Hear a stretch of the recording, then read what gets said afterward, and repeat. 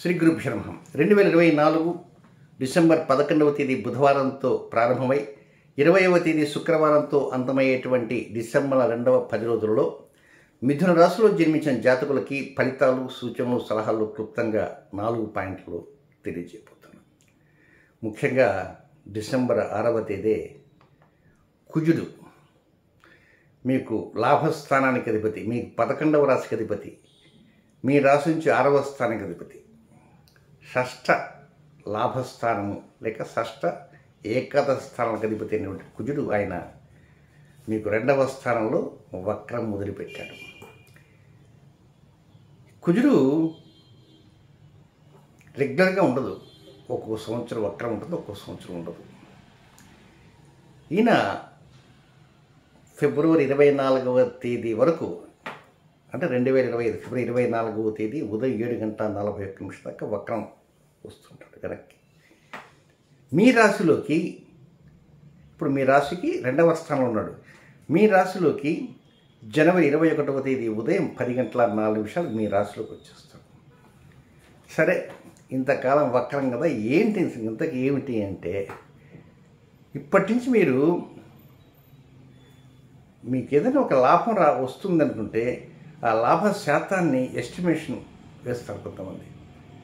ఇంత పర్సెంటేజ్ మనకు మిగలవచ్చు.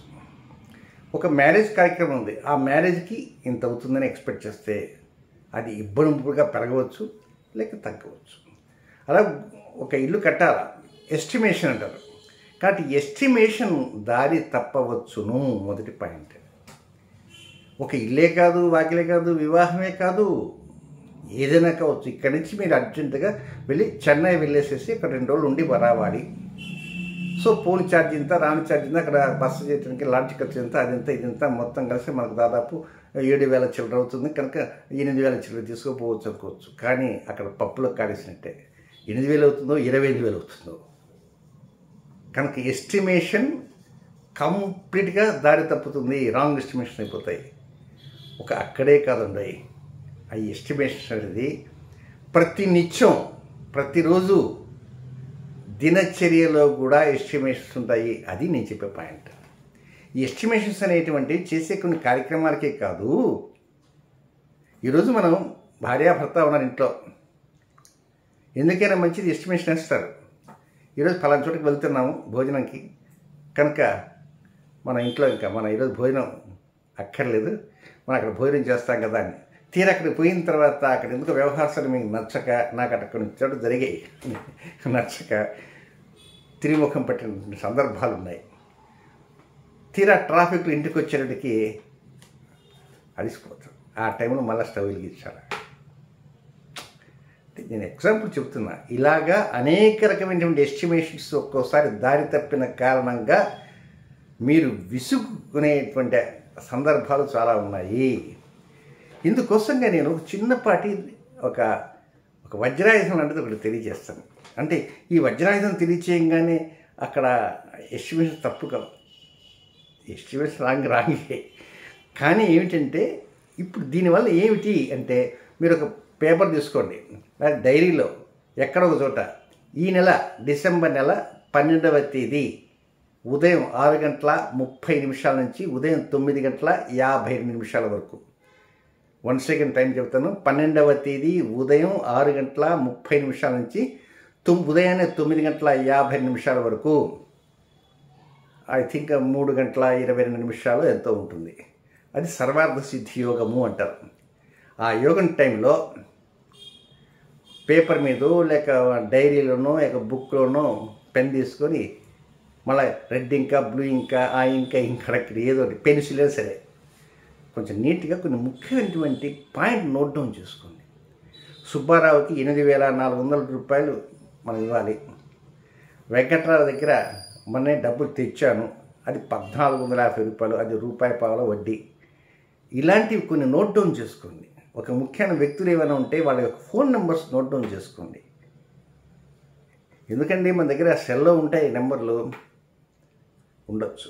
ఒక్కోసారి ఎవరికొకరు హడావిడిగా డబ్బు ఇస్తారో ఆ డబ్బు మర్చిపోతారు, రాస్తారు. కానీ ఇప్పుడు మాత్రం ఈ టైంలో కొన్ని ముఖ్యమైనది, 1 పేజీ కావచ్చు, 2 పేజీలు కావచ్చు, 3 కావచ్చు, 10 నిమిషాలు కావచ్చు, 10 నిమిషాలు, ఎందుకైనా రాసుకోండి, అవసరం ఉంటుంది.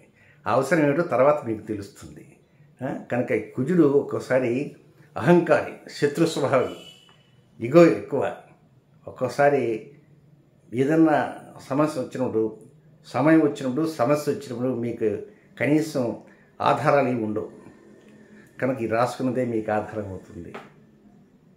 చాలామంది డైరీ మెయింటైన్ చేస్తున్నారు.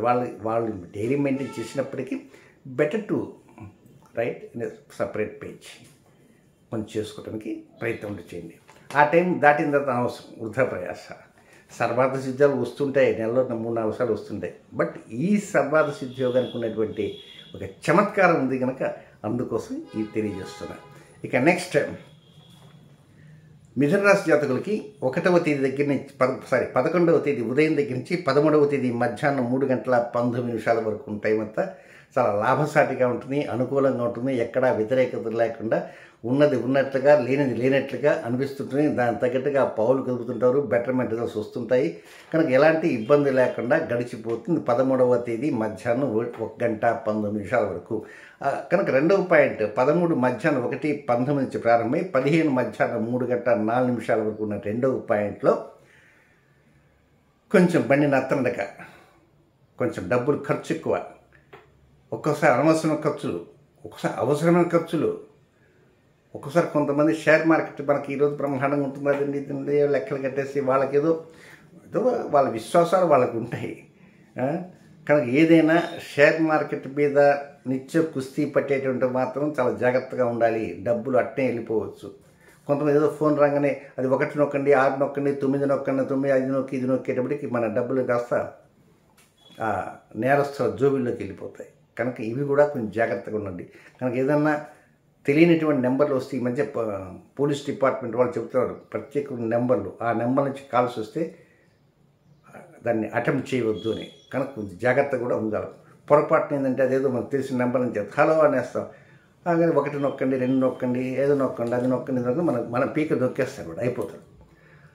కనుక ఈ పీక నొక్కుడు వ్యవహారం అంతా కుజుడి వల్లే జరుగుతుంది. ఒక్కోసారి ఈ కుజుడే ఫెరోషియస్, ఈ కుజుడే భూకంపం ఇచ్చేవాడు, ఈ కుజుడే నాశనం చేసేవాడు, విధ్వంసం చేసేవాడు. ఈ కుజుడే ఒకసారి శుభాన్ని ఇస్తాడు, ఒకసారి అశుభాన్ని ఇస్తాడు. కనుక ఇలాంటి కుజుడితో మనం చాలా జాగ్రత్తగా ఉండాల్సిన అవసరం ఉందని కూడా గమనించండి. నెక్స్ట్ 3వ పాయింట్ 15వ తేదీ మధ్యాహ్నం 3:04 ప్రారంభమై 17వ తేదీ సాయంత్రం 6:47 వరకు ఉన్న సమయం అంతా చాలా ప్రశాంతంగా మనసు విప్పి మాట్లాడుతుంటారు. మీరు కూడా మనసు విప్పి మాట్లాడుతుంటారు. ఆలోచన అసలు చక్కగా ఉంటుంది. విందులు వినోదాలకు వెళ్ళినంత ఆనందం ఉంటుంది, సుఖ సంతోషం ఉంటుంది, మృష్టాన్న భోజనం ఉంటుంది. ఏదో కొత్త వార్త విని ఆనందిస్తుంటారు, పాత వార్తలు పక్కన పెట్టేస్తారు. పాత చింతకాయపచ్చ మనకెందుకు అనుకుంటారు. ఏదో ప్రకారంగా కొత్త అంశాలను తృప్తి పొందుతారు, కొత్త వ్యక్తుల మీద తృప్తి పడుతున్నారు, కొత్త రకమైనటువంటి ఆనందాన్ని అనుభవిస్తుంటారు, కొత్త రకమైనటువంటి విశ్లేషణాత్మక ధోరణిలో మీరు మాట్లాడుతుంటారు. అంతా నూతనంగా ఉంటుంది. సో 15వ తేదీ మధ్యాహ్నం 3:04 నుంచి 17వ తేదీ 17 సాయంత్రం 17th ఈవినింగ్ 6:47 దాకా అంతా జాలీగా జోష్గా గడిచిపోతుంటుంది.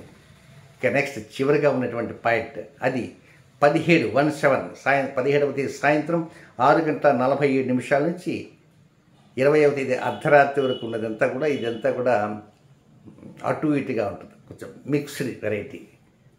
అది మిక్స్డ్ వెరైటీ అంటే ఎట్లా ఉంటుందంటే కలగాపులగం, కొంత ప్లస్లు ఉంటాయి, కొంత మైనస్లు ఉంటాయి. అయితే ముందు ప్లస్లు ఉంటాయా, ముందు మైనస్లు ఉంటాయా? ముందు మైనస్లే ఉంటాయి, తర్వాత ప్లస్లు ఉంటాయి. మైనస్లు ఎప్పుడు ఉంటాయి? 17వ తేదీ సాయంత్రం దగ్గర నుంచి 18వ తేదీ సాయంత్రం దాకా కొంతవరకు మీకు ఖర్చులు పెరిగిన కారణంగా డబ్బులు సమయానికి అందుబాటులో ఉండవు. ఒక్కోసారి మీరు ఎక్కడో డబ్బు డ్రా చేద్దామని వెళ్తారు, అక్కడ ఏటీఎం పనిచేయదు. దూరంగా ఉన్నటువంటి ఏటీఎం పనిచేస్తున్న ఏటీఎం పోతే అక్కడ క్యాష్ ఉండదు. కనుక ఎందుకైనా మంచిదే ముందుగా తెచ్చి పెట్టుకోవడానికి ప్రయత్నం చేయండి. డబ్బు అవసరంగా ఉంటాయి కనుక ఆ టైంలో పోతూ అటు గీకితే వచ్చేస్తాయిలే అనుకునేవారు చాలామంది ఉంటారు. ఒక్కోసారి అక్కడ కొన్ని ఇబ్బందులు ఏర్పడుతుంటాయి. ఎందుకైనా క్యాష్ ఇన్ హ్యాండ్ ఉంచుకోవడానికి ప్రయత్నం చేయాలి. ఎప్పుడది 17 సాయంత్రం నుంచి 19 ఉదయం దాకా అనుకోండి. 19 ఉదయం కొంచెం ఇడ్లీ వడ దోశ తినిన తర్వాత నుంచి కొంచెం రెపరెపలాడుతుంటారు. అక్కడి నుంచి ఏముంటుంది, కొంచెం తోబుట్టులతో మాట్లాడటం కానీ, అన్నయ్య వచ్చావా, తమ్ముడు వచ్చావరా, అక్కయ్య చెల్లెమ్మ ఈ మాటలతోటి మనం ఆ హోటల్కి పోదాం, ఈ హోటల్కి పోదాం, అక్కడ పూరి చేస్తాం, ఇక్కడ ఇడ్లీ తిందాం, మసాలా దోస్తాం, ఏదో తిండి వ్యవహారాలు కావచ్చు, ఏదైనా వేరే ముఖ్య అంశాలు కావచ్చు, తోబుట్టులతో కావచ్చు, లేదా సన్నిహితులతో కావచ్చు, మిత్రులతో కావచ్చు, ఏదైనా 19, 20 2 days 19వ తేదీ మధ్యాహ్నం చేసుకోండి. లంచ్ దగ్గర నుంచి 20వ తేదీ రాత్రి దాకా ఆహగా విలాసంగా ఉంటున్నట్టుగా, అనుభవిస్తున్నట్టుగా, ప్రశాంతంగా జోష్గా ఉండేటువంటి అవకాశాలు ఉంటాయి. ఇక నెక్స్ట్ మిథున రాశిలో జన్మించిన జాతకులు నక్షత్ర ప్రకారంగా కొన్ని సమయాలు వ్యతిరేకంగా ఉంటాయి. అవి ఎప్పుడెప్పుడో తెలుసుకుందాం. మృగశిర నక్షత్ర 3, 4 పాదాల్లో జన్మించిన జాతకులకి 12వ తేదీ గురువారం 12వ తేదీ గురువారం ఉదయం 9:52 దగ్గర నుంచి 13వ తేదీ ఉదయం 7:50 వరకు అది అనుకూలమైన సమయం కాదు, వ్యతిరేక సమయము. కనుక రొటీన్ కార్యక్రమం చక్కగా చేసుకోవచ్చు, కొత్త కార్యక్రమానికి మాత్రం శ్రీకారం చుట్టకూడదు. ఇక ఆర్ద్ర నక్షత్రంలో జన్మించినటువంటి జాతకులకి 13వ తేదీ శుక్రవారం ఉదయం 7:50 ప్రారంభమై 14వ తేదీ శనివారం ఉదయం 6 గంటల వరకు ఆరుద్ర జాతకులకి అది అనుకూలమైన సమయం కాదు, రొటీన్ కార్యక్రమం చేసుకోవచ్చు. నెక్స్ట్ 3వ నక్షత్రం పునర్వసు నక్షత్ర మొదటి 3 పాదాల్లో జన్మించిన మిథున రాశి జాతకులకి 14వ తేదీ శనివారం ఉదయం 6 గంటలతో ప్రారంభమై 15వ తేదీ ఆదివారం వేకుంజామున 4 గంటల వరకు 14 ఉదయం 15 వేకుంజామున వరకు, అంటే టోటల్గా 14 ఫుల్ డే 24 hours అనుకోండి, వారికి అనుకూలమైన సమయం కాదు, రొటీన్ కార్యక్రమం చేసుకోవచ్చు. ఏదేమైనా నేను చెప్పింది మర్చిపోకూడదు. ఏంటి, 12వ తేదీ ఉదయం 6:30 నుంచి 9:52 వరకు, ఇది భారత కాలం ఆ సమయంలో డైరీలో నోట్ డౌన్ చేసుకోండి. ఏం నోట్ డౌన్ చేసుకుంటారు, ఎవరికి ఇచ్చారు, ఎవరికి తెచ్చారు, వీటితో పాటు ముఖ్యమైన కార్యక్రమాలు ఏమంటే అది నోట్ డౌన్ చేసుకుని ప్రయత్నం చేయండి. నెక్స్ట్ పితృదోషాలకు సంబంధించినటువంటి కార్యక్రమాలు 73వ కార్యక్రమం దగ్గర నుంచి చేయలేదు. అవి డిసెంబర్ నెల 23వ తేదీ నుంచి మార్గశిర అమావాస్యగా జరుగుతాయి. ఆ కార్యక్రమం ఇంకా వీడియో రాలేదే అనుకుంటారు, కనుక డిసెంబర్ 23 నుంచి అవి ఉంటాయనేటువంటి విషయాన్ని తెలియజేస్తున్నాను. శుభం.